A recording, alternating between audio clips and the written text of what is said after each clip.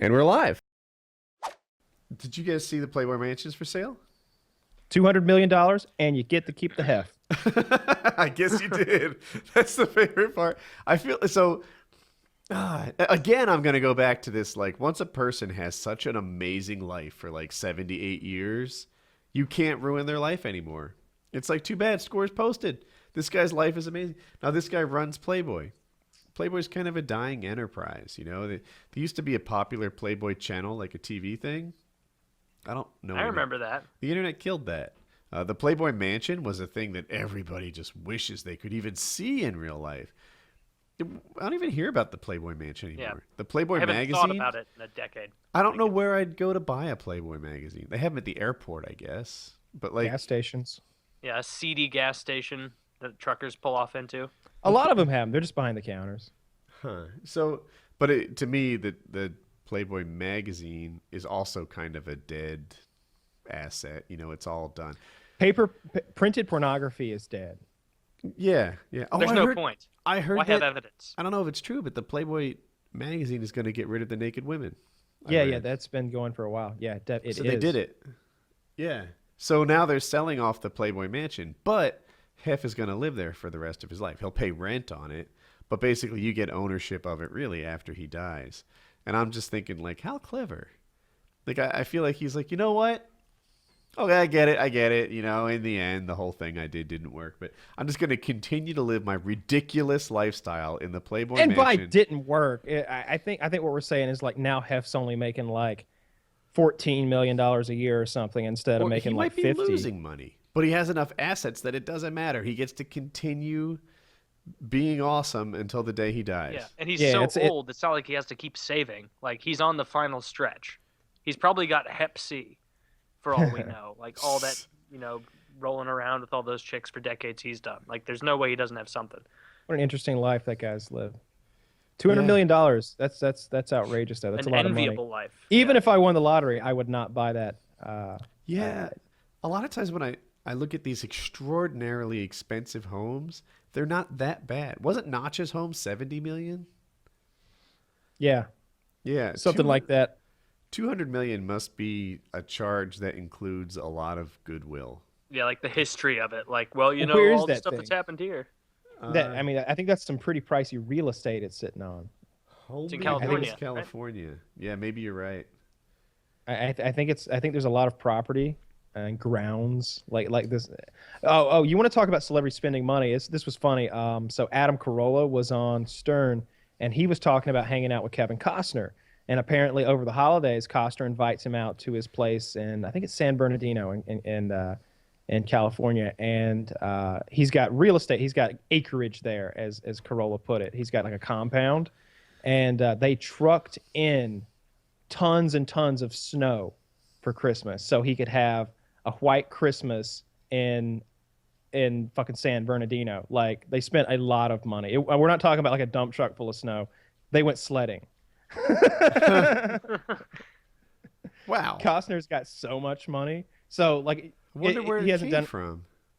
He owned Dances with Wolves. He produced that he got all the money. Like he made that whole thing and that won Best Picture and made a ton of money.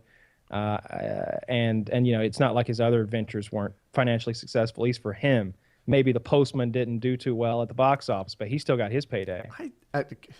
I'm on edge because everyone doesn't like my Revenant anti-choice, but I like The Postman. I thought that movie. I liked it too.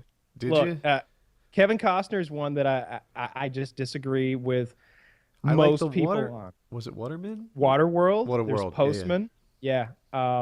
I liked The Postman. I loved how lazy his character was. What a shitty vagabond type guy he was there at the beginning. Like he's wounded and that woman's taking care of him in that like snowed in stable type situation. And he's literally too lazy to like fix himself some food or anything. She's got to like wait on him hand and foot.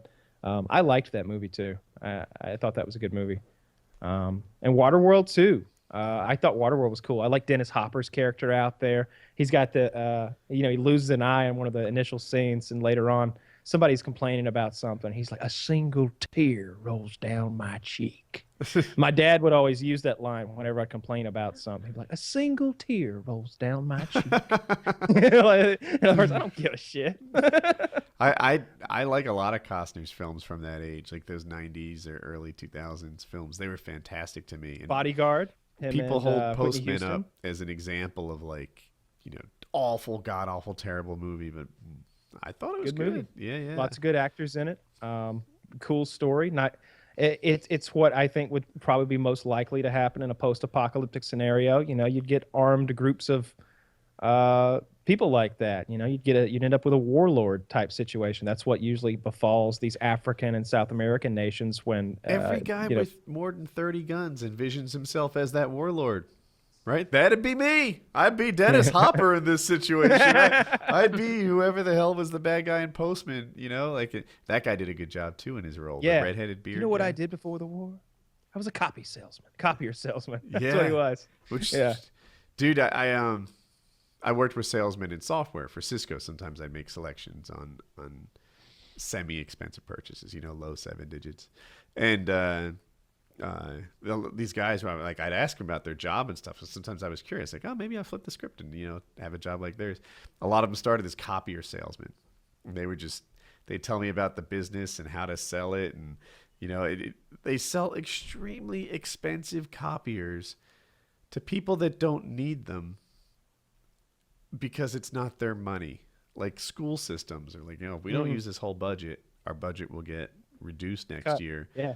So they'd buy like $150,000 copiers, and but when in reality, like a $12,000 copier would do the trick, and pretty outrageous. But I just thought that was a cool little thing.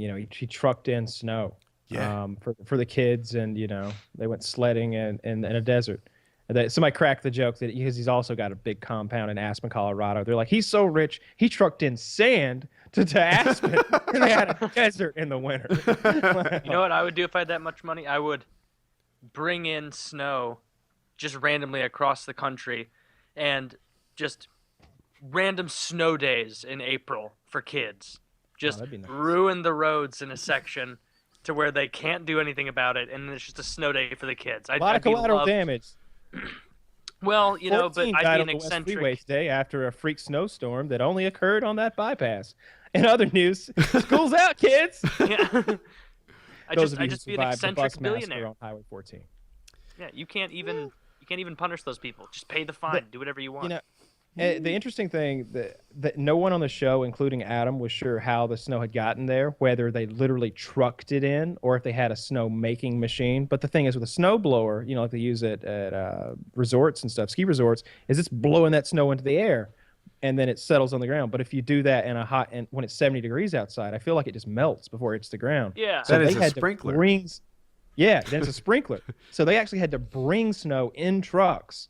And when you think about that, it's like, all right, so did they make some artificial snow somewhere indoors always and then drive thought it it was- across town? Yeah. Soap I was sud- like, like- it's just another truck full of water. God damn it, send it back. Like, get another one down here. No, it's not like soap suds or anything. That's what Stern thought at first. He thought it was like Yeah. artificial snow. No, it's snow. It's melt, make a snowball, make a snow cone, kind of like fucking snow. So crazy. Yeah. Ridiculous. Ah. I can't imagine how much that would cost, but I doubt it would be so much that it would ruin you or make you'd be thinking about it the next year if you're a Kevin Costner type guy. But it'd be a really cool present for some kids. How about that? That'd be a Christmas you wouldn't forget. Some people just have a lot of wealth. It's a lot of wealth. And Costner can go get more anytime he wants. If you think about it, like oh yeah, he's available for $20 million a film, and he'll make you a profit on that. So I don't know about that anymore. I don't know if because I don't see him working anymore. I guess he's retired. I haven't seen him do anything in a long time. Yeah, he's not I a think- huge box office name anymore. No. Yeah, no, but I'm sure he could go get some money. I mean, if he needed to get a couple million out there, I'm sure he could make that happen. I just don't think that anybody's going to pay him $20 million to star in their film anymore.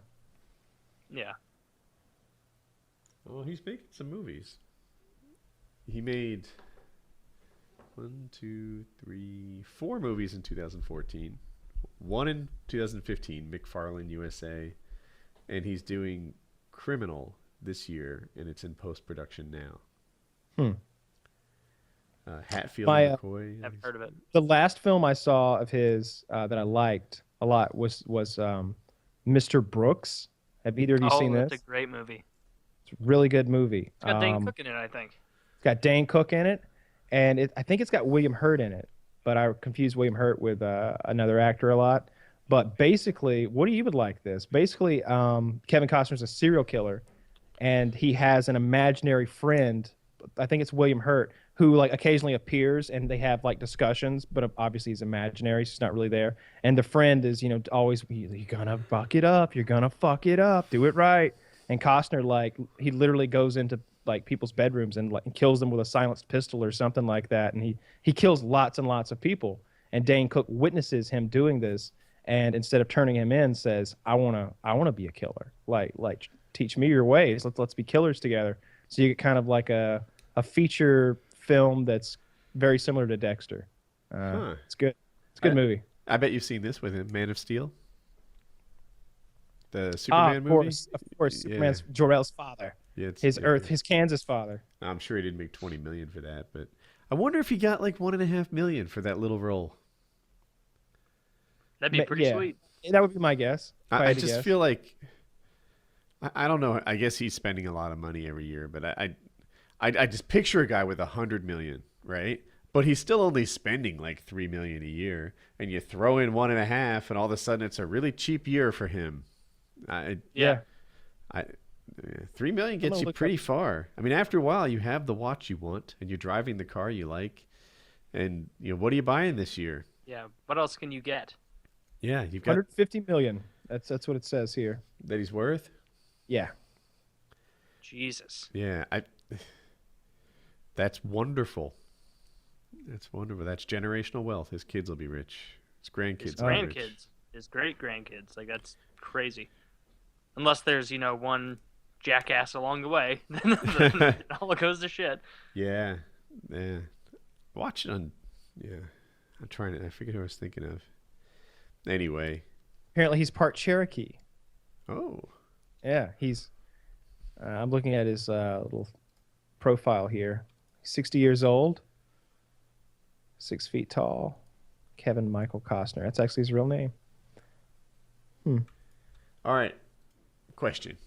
Stole it from Ask Reddit. What's the last time you spent a lot of money on something that you later regretted?